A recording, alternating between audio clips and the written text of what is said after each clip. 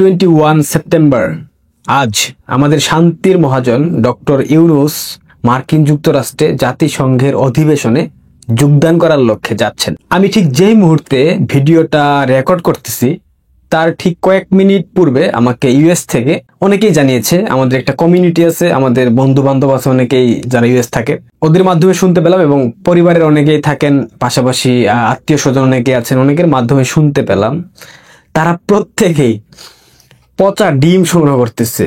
এবং আসাদ নূরের একটা ভিডিও আমি গতকাল সকালে দেখেছিলাম, সেই তথ্যটা আগেই দিয়েছে যে ডিম মানে ভালো ডিমকে পচানোর জন্য বিভিন্ন পন্থা নিতেছে মার্কিনীরা, মানে বাংলাদেশি যারা থাকে মার্কিন যুক্তরাষ্ট্রে। ইউনূস তো যাচ্ছে নিউ ইয়র্ক ছাড়াও আরো বাদবাকি যে স্টেট গুলাতে বাঙালি কমিউনিটি থাকে, বাংলাদেশের মুক্তিযুদ্ধপন্থী আওয়ামীপন্থী মানুষজন থাকে, তারাও যাচ্ছে নিউ ইয়র্কে ইউনূসকে ডিম মারার জন্য।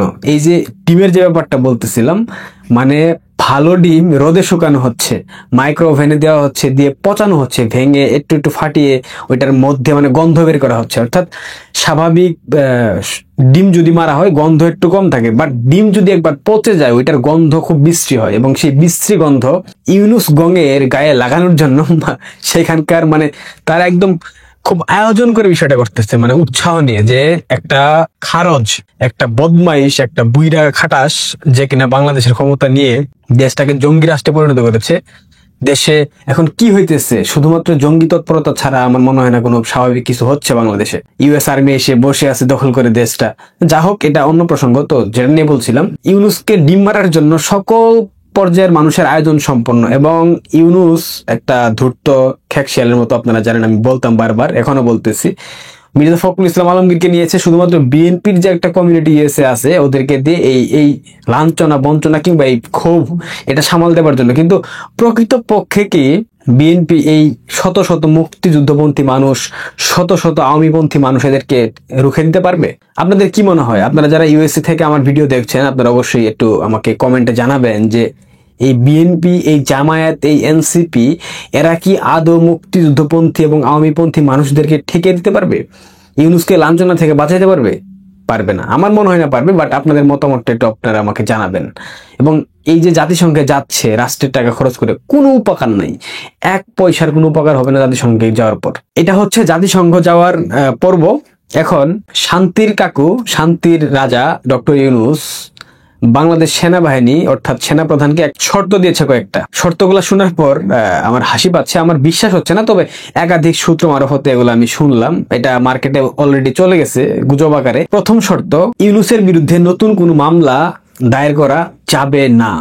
শর্ত নাম্বার 2, আগে যে মামলাগুলো ইউনূসের বিরুদ্ধে ছিল, কর ফাঁকির মামলা, 666 কোটি টাকা মেরে দিয়েছে রাষ্ট্রের, এই মামলা নতুন করে উত্থাপন করা যাবে না, কিংবা নতুন করে আবার ওইটা ফাইল খোলা যাবে না। শর্ত নাম্বার 3, ইউনূসের যতগুলা ব্যবসা প্রতিষ্ঠান আছে, ইনক্লুডেড গ্রামীণ ব্যাংক, গ্রামীণ ফোন, গ্রামীণ বিশ্ববিদ্যালয়, তারপর গ্রামীণ ওয়ালেট, তারপর এই আদম ব্যবসার যে লাইসেন্স আছে, অর্থাৎ বাংলাদেশে ইউনূসের গ্রামীণ সেন্টারের যতগুলা ব্যবসা প্রতিষ্ঠান আছে, কোনো ব্যবসা প্রতিষ্ঠান নষ্ট করা যাবে না, ধ্বংস করতে দেওয়া যাবে না, সেনাবাহিনীকে এটার প্রোটেকশন দিতে হবে। শর্ত নাম্বার 4, ইউনূসের উপদেষ্টা পরিষদের সব উপদেষ্টা, এনসিপির তথাকথিত টুকাই নেতারা এবং ইউনূসের ঘনিষ্ঠ যারা রয়েছে প্রত্যেককেই সেফ এক্সিট দিয়ে সেনাবাহিনীকে খোদ বিমানে পৌঁছে দিয়ে আসতে হবে। শর্ত নম্বর 5, ইউনূসের এবং ইউনূসের পরিবারের সাথে এবং তার আত্মীয় স্বজনের সাথে এই জুলাই আন্দোলন নিয়ে কোনো প্রকার সহিংসতা করা যাবে না, কোনো প্রকার মামলা, কোনো প্রকার ঝামেলার মধ্যে তাদেরকে ফেলা যাবে না।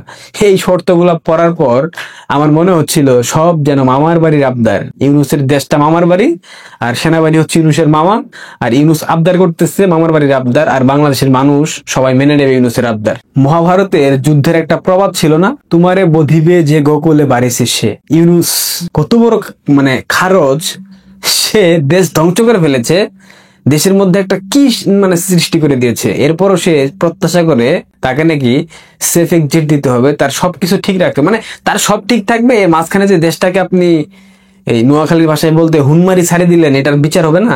এটার বিচার কি হবে না? ইউনূসকে আপ্যায়নের জন্য মার্কিন যুক্তরাষ্ট্রের বাংলাদেশি প্রবাসী কমিউনিটি তারা একদম স্ট্রং হয়ে আছে, একদম সুসজ্জিত এবং বিশ্বের বিভিন্ন প্রান্ত থেকে, বিশেষ করে ইউরোপ থেকে একাধিক মানুষজন ইউএসএ তে চলে গেছে অলরেডি, নিউ ইয়র্কে তারা অবস্থান করছে ইউনূসকে জুতাপেটা করার জন্য। এখন ইউনূসকে বিএনপির মির্জা ফখরুল ইসলাম আলমগীর তো ইউনূসের কি বলবো, এটাকে কি বলে, বডিগার্ড।